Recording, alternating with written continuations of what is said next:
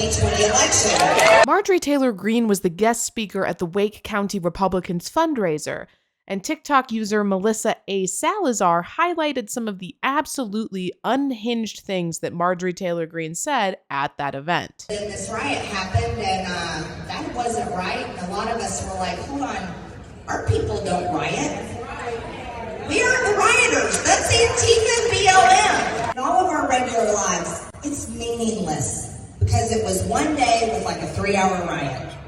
But in Washington, D.C., they are riding that train, January 6th, all the way as far as they can. January 6th committee, January 6th committee. Most unbelievably disgusting thing. Listen to this. Just listen. This is why I say I don't like the future. I don't like the future. I don't understand how we got here. Drag queens are being brought into schools and performing, where parents, I don't know what's wrong with these people, taking their children, giving them money to stuff in the underwear of some man dressed like a woman.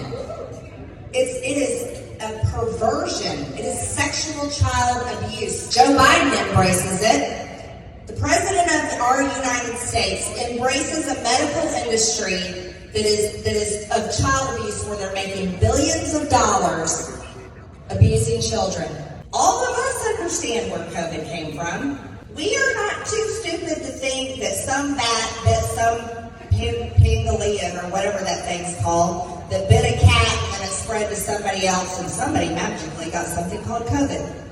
No, we're buying that one, Dr. Fauci. No, thank you. I'm Rayy Vana, and welcome back to Rebel HQ.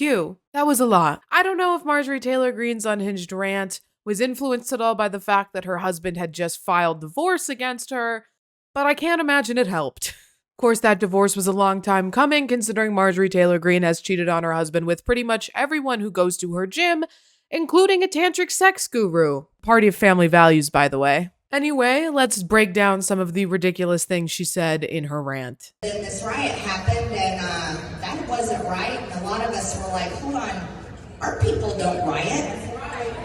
We aren't the rioters. That's Antifa and BLM. In all of our regular lives, it's meaningless because it was one day with like a 3-hour riot. First, it's, we don't do riots. And then it's, well, we did riots, but it was really short. Doesn't even count. It was one day for a few hours. You gotta pick one, Marjorie Taylor Greene. You can't use both of those. Drag queens are being brought into schools and performing, where parents, I don't know what's wrong with these people, taking their children, giving them money to stuff in the underwear of some man dressed like a woman. The picture she's referring to of a child putting money in the underwear of a performer is not a drag queen.